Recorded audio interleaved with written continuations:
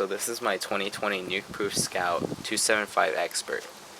This is a size large frame. I've changed a variety of things actually, and slowly built it up with used parts. We have a Renthal carbon bar and stem, so it's a 35mm clamp, 100mm wide, and then a 31mm stem with a 35mm clamp. And I have a very short front end with that setup. On the ends I have Deity Knuckledusters. For the dropper post I have a Wolftooth dropper post lever. It's a great lever, it's been super reliable. And with the brakes we have a Shimano SLX levers with a SLX shifter.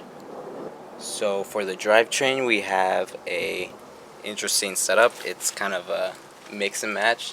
So I have a SLX rear derailleur, SLX shifter, and I have a GX rear cassette.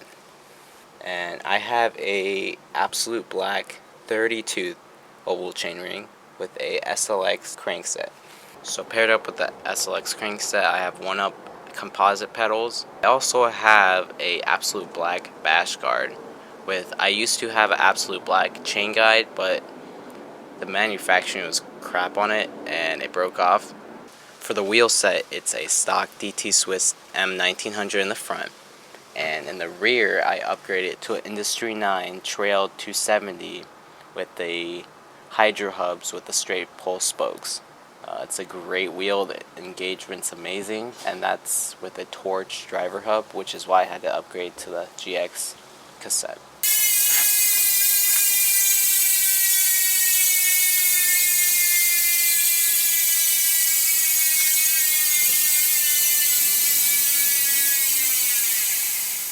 And around the wheels I have a tire insert, which is CushCore Pro.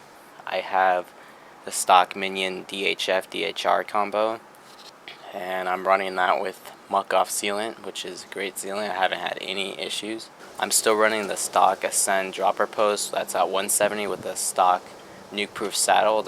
It's a great saddle. Only had a little bit of issues, but the comfortability for the stock saddle is amazing.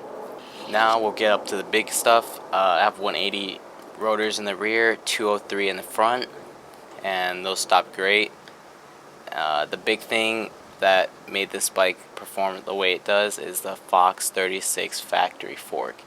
I have the Grip 2 damper, and I'm at 160mm of travel, and that makes this bike just totally rip on the trail. I'm at a 64 head tube angle, and it feels as stable as can be with all the parts I've had on it, and the tire insert combined with the fork is just spot on. Now it may not look that slack because I have it on the stand, but as you can see it's quite slack. Definitely is not the most XC bike. It's very oriented to trail and all mountain. I would even say enduro, but I don't have some of the parts like a downhill brake for enduro, even though these brakes are very, very good. It weighs about 30.1 pounds stock, this bike without the tire insert and the stock everything tubeless. It weighed 27.8, which is very, very light for this type of bike. But with the tire insert, bash guards, and everything else that made this bike as stable as possible has brought it up, but still a great bike. And I really like the bike the way it's built. Hopefully you can see more videos of it, and that's about all that's changed from this bike. Thank you for watching.